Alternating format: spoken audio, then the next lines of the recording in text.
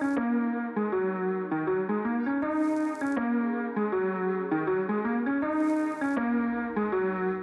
my name is Bandy, and this is my channel, Bandy's Books. Today is Tuesday, so we're back with another book-related recipe. This week's recipe was inspired by a book that I just recently finished. It was on my Spooky Reads Halloween list. And this is going to be our last spooky-inspired book recipe for the month, because this is obviously the last week of October. That book is Sorrowland by River Solomon. If you haven't read this book, it is a gothic horror story where main character Vern escapes from a cult. It is a all African American cult called the Acres of Cain. And when she escapes, she flees into the forest and she's heavily pregnant. Once she gets into the forest, she gives birth to two twins, which she names Howling and Feral. And then she starts having these hauntings. She's being chased by a character named the Fiend. And it's just a really creepy, ominous vibe. It is a really interesting book, a lot of different unique perspectives, and the haunting that is occurring to her is definitely something that I didn't necessarily expect, but was a really cool reveal. So the recipe we're doing today is going to be a wild rice and mushroom risotto, and that comes from a quote in this book. It says, "You coming, Bridget?" asked Gogo. Gogo shooed away the question with a flick of her hand. "Don't mind her, that girl lives on black coffee, more for us." She piled food onto a plate for Vern and pushed it in front of her. Eggs over easy, venison, steak, and wild rice risotto. That there on the side is wojapi, berry sauce basically. It's good on everything, but especially the meat. So I don't have access to a good venison steak here in Las Vegas at the moment. So we're just gonna do the wild rice risotto. That was the side dish to the venison steak. And this is just kind of my take on it. So let's get started cooking. In order to prepare this recipe, you need a handful of things. In terms of equipment, like always, we'll need a cutting board and a knife. For the cooking process, we're gonna need a large saute pan and then a little small pot with a lid. We're gonna need a whisk and a spoon. The food items that you're gonna be needing are some shallot, some white onion. In this case, I have Crimini mushrooms, but you could actually use whatever mushrooms you like. Portobellos, button mushrooms, chanterelles, porcinis, a mix of a bunch of them, gnocchis, anything that you like will work for this. In my case, we just had some pretty criminis. You're gonna need about 4 cloves of garlic, good quality chicken stock, brandy, heavy whipping cream, butter, and Parmesan cheese. The rice that we're using for risotto is going to be an arborio rice or a cannaroli rice. Usually in the States, arborio is the easiest one to find, so that's what we're going to be using today. And I already pre-cooked this because it takes a long time to cook, but we're going to use some wild rice as well. And one last thing I have, this is not a must thing, this is just a like, if you have something similar, I like this in my risotto. I have this very nice black truffle butter from Fabrique Delices, and it has a lovely truffle flavor. So I'm gonna mix it in with my risotto because I love a good truffly flavor with my mushrooms. But of course, if you don't have something like this readily available to you, I wouldn't suggest going out and spending a lot of money to get it. I just, if you have a nice truffle oil or truffle butter and you wanna add a little drizzle, it doesn't hurt anything. So before we get started, I'm just going to talk briefly about the wild rice because I pre-cooked it. You can find just plain wild rice like this in little containers at the grocery store. Sometimes it's a little tricky because not every single grocery store is going to carry it. In order to cook it, you do like 2.5 times the water to rice. So if you do like 1 cup of rice, you're going to do 2.5 cups of water. And you're going to just let it simmer until the rice becomes like tender, crunchy. There'll be like a little bit of water left at the bottom. As you can see, there's some liquid still, and that's okay. That's normal with wild rice. You usually actually drain it out. In this case, I undercooked it just slightly, so it's a little crunchier than I want it, just because it's gonna finish cooking in our risotto. Wild rice takes so long to cook that I gave it a little pre-cook, so that it won't like have the other rice turn into mush before this is properly done. Okay, so to start, we're gonna get our pan nice and hot. I have this on high heat for now. We're gonna take a generous scoop of butter, pop it in the pan here, just let it melt down a little bit.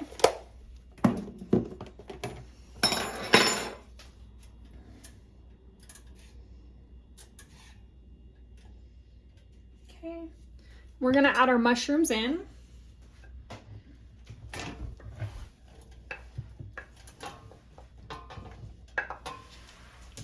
And we're gonna let these mushrooms cook until they start to brown. As I've mentioned in other videos, I really like to get a nice color on my mushrooms. I think it really enhances the flavor of the dish and of the mushrooms itself. Plus it gives the mushrooms a little bit more texture to have that like brownness on them. All right, so our mushrooms are nice and golden brown now. So we're gonna go ahead and add in both our shallot and our white onion.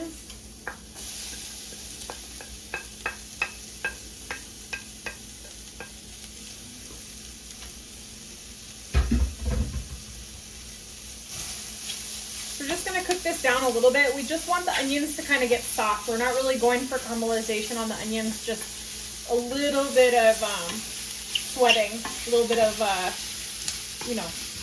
tenderness.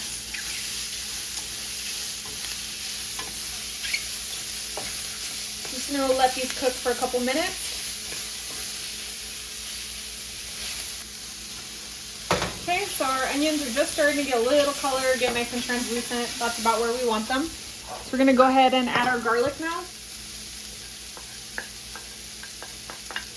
And we're just gonna cook that a minute until it's fragrant.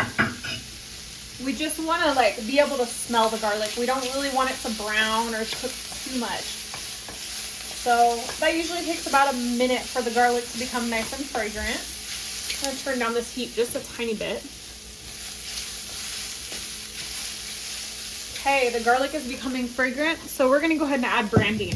Now, for risotto purists out there, brandy is not the traditional alcohol that you would use in a risotto. Typically, we would use a white wine, and I totally understand that. I really like brandy with my mushrooms. I think it's like a really nice flavor combination. So in this case, I'm gonna put brandy in my risotto.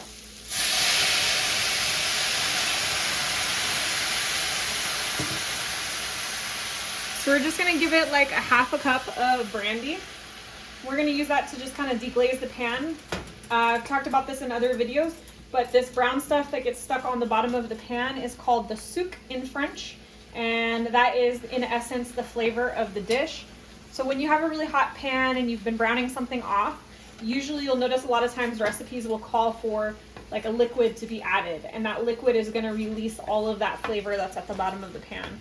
So we're just gonna encourage that along, kind of scrape the bottom of this pan with the metal spoon a little bit to kind of encourage that flavor to come up.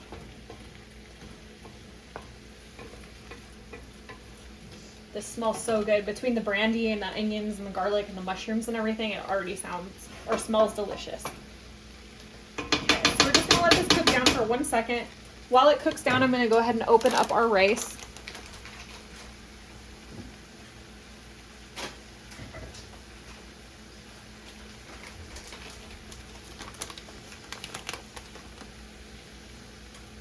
Okay, so we're just gonna let that go just a little tiny bit more. You can see it's almost cooked down. And then we're gonna start adding in our rice. So I'm gonna add in about 1.5 cups of Arborio rice here. We're gonna just toss that around with everything, get it nice and flavored.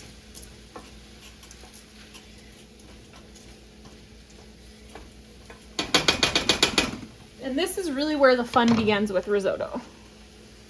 So when you're making a risotto, this is a little bit of a labor-intensive project. It isn't something that you can just start cooking and walk away from. You do have to cook little by little. So what we're gonna do is we're gonna add a little bit of liquid, like maybe 2 ladlefuls to get this started.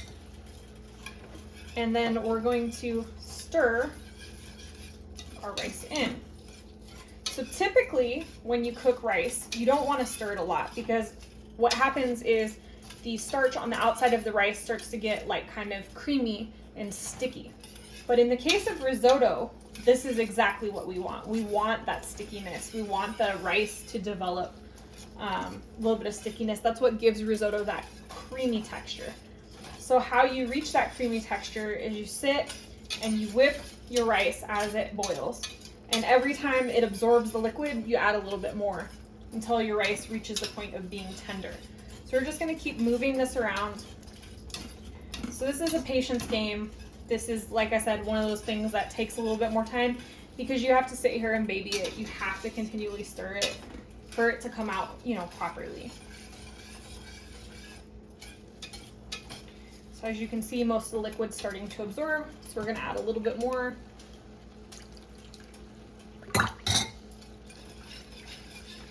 And we're just gonna continue in this fashion for probably the next 20 to 30 minutes.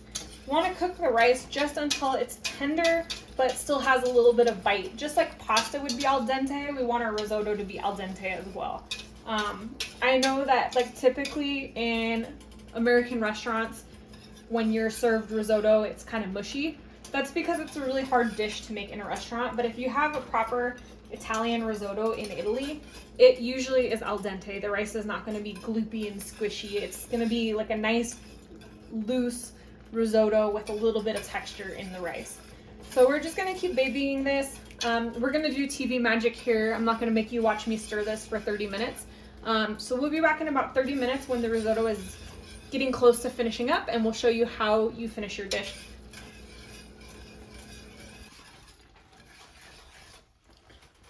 Okay, so you can see that our rice is like about halfway cooked. You can see that it's starting to turn color and swell up a little bit. So this is the point in which we're going to be adding in our wild rice.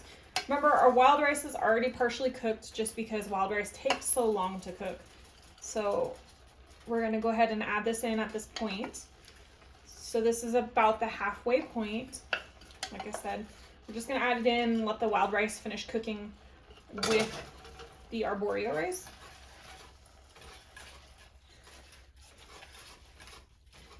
Okay. So we're going to stir that in there. And then basically with the risotto, every time the liquid dries up like this, we're going to add a little more liquid. We're just going to keep doing that until everything is cooked through. So it's definitely good to start with a big pan, even if it seems like a small amount. As you can see, I'm already starting to reach the limit of my pan. So we're going to stir this around. Just make sure that that wild rice gets all mixed in with the arborio. And I really like this because it makes the risotto look much more colorful and pretty, I think. Because, you know, typical risotto, it's like either white, or if you put like some saffron in it, it might be a little yellow. And we're going to add a couple of cracks of fresh ground black pepper in here.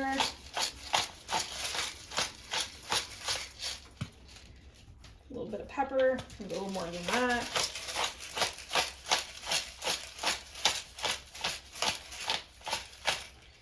Okay, there we go. We're going to give it a little pinch of salt. I don't like to give it too much salt while it's cooking. I prefer to kind of season towards the end, but we definitely want a little bit of salt in there. We're just going to stir that around. And like I said at the beginning, we're just going to keep stirring this and building up that creaminess in the rice. All that starch that's kind of making the broth thicken and seem creamy. So we're going to keep going at it. We'll be back in a few more minutes when this is all complete and we'll finish the dish.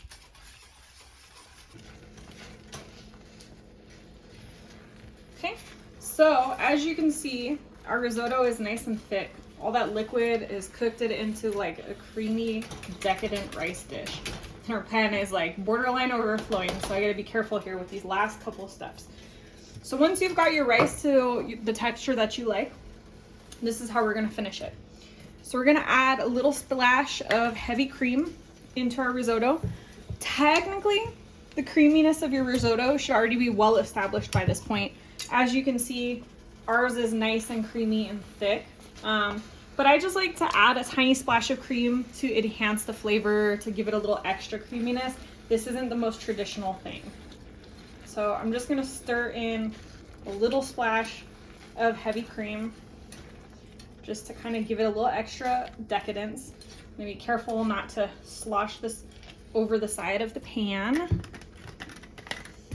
So we're just gonna slowly fold that heavy cream in there. And risotto is going to be a pretty wet dish. You don't want it to be dry. You want it to be kind of like thin, like rice pudding kind of a texture, or like a porridge texture. So don't worry if it's kind of loose, that's how you want it to. And then if you're making enough for there to be like leftovers the next day, it's better if it's a little loose anyways, because it's gonna thicken up as it sits. Okay, so we're gonna just carefully keep holding that cream in there. Now, the next step is that we're going to grate some fresh Parmesan into our risotto. Not as much as you'd think. A lot of this is gonna actually go on the top of the risotto, but I do like to fold a little bit in just for some flavor. So we're gonna grate some parm in. We're gonna do this little by little so we don't end up with like big balls of cheese in our risotto. So we're gonna grate a little bit in, and then we're gonna like just gently fold that in there. Being careful not to slosh it out of the pan, which is difficult because the pan is like as full as it's gonna get. This is why I said definitely start with the biggest pan that you have, just in case. Okay, we folded that cheese in, so we're gonna fold in a little more.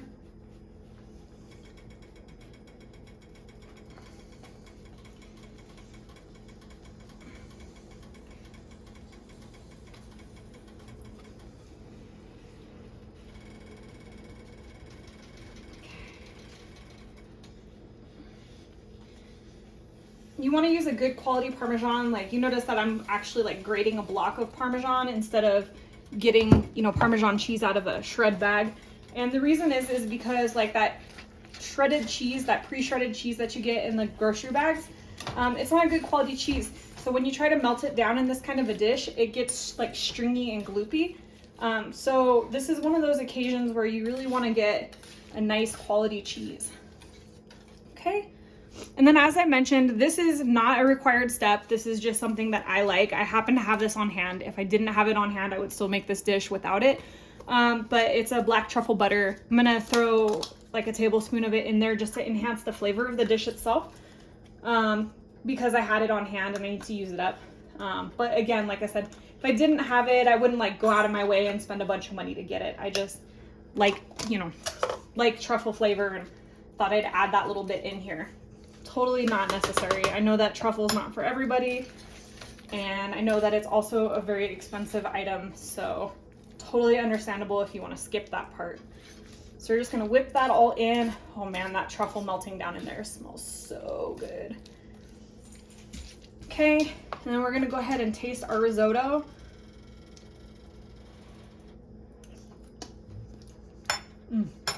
Oh, that's perfect. It just needs a little bit of salt. We're just gonna hit it with a pinch of salt here, enhance the flavors. Man, you can taste the truffle, the brandy, the mushrooms. So good. Okay, so you're gonna give it one last stir to make sure everything is incorporated here. And I think that's gonna do the trick. We're gonna go ahead and plate this, and I'll see you in just a minute for the wrap up. All right, so our risotto is complete. We're gonna go ahead and plate it up. So we're just gonna give a nice couple scoops. As you can see, it's super nice and creamy. And as we scoop it, you can see it kind of goes back into place. That's exactly what you want. You want it to kind of hold a little bit of structure, but you want it to still have kind of some soupiness to it. This is gonna be really rich, so you don't want like a massive portion. And then we're gonna top it with a little more fresh grated Parmesan cheese. Again, this is our good quality parm. There is a time and a place for, you know, pre-shredded parm, but this is not it. For risotto, you want to use good quality ingredients, and you know, this is the time to like treat yourself basically. So we're gonna top it off with a good generous portion of our Parmesan, and that is our dish. So we're gonna go ahead and wrap this up. I'm starving, and this is like one of my favorite dishes, so I really want to dig in.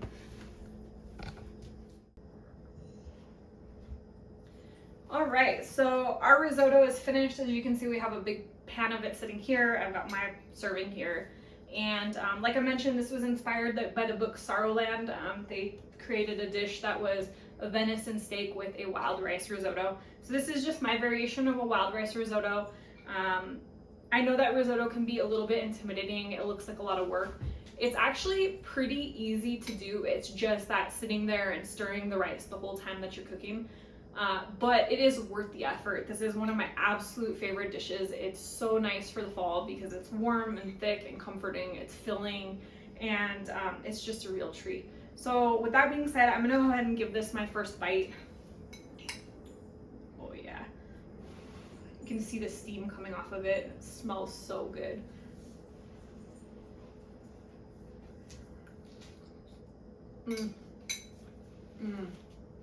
Oh man, that is like heaven in a bowl. Seriously, I don't know if I can even put it into words, this, like, how much I love this dish in particular. I hope that you'll be giving this a try at home. Let me know in the comments below if you've ever made risotto or if this will be your first time trying it out. And of course, if there's anything that's unclear, please let me know in the comments. I love to answer questions and give helpful suggestions. I'm also going to be linking the recipe in the description, or not linking, but I'll be writing it out in the description so that you have the measurements at home. You have an idea of where to start with everything. And if you like this video, consider giving me a like. It's really helpful feedback, so I know what to keep working on, what is working out well. And if you like these videos, these weekly book-inspired cooking videos and the weekly book updates, reading updates, things like that, then consider giving me a subscribe and hitting the notification bell so that you're always aware when my videos pop up. I post every Tuesday and every Thursday like clockwork. Tuesday is going to be a cooking video. Thursday is going to be just a straight up, what I'm reading, book shopping, things like that. I look forward to seeing you in the next video, and now I'm going to go sit down and eat my dinner because I'm starving.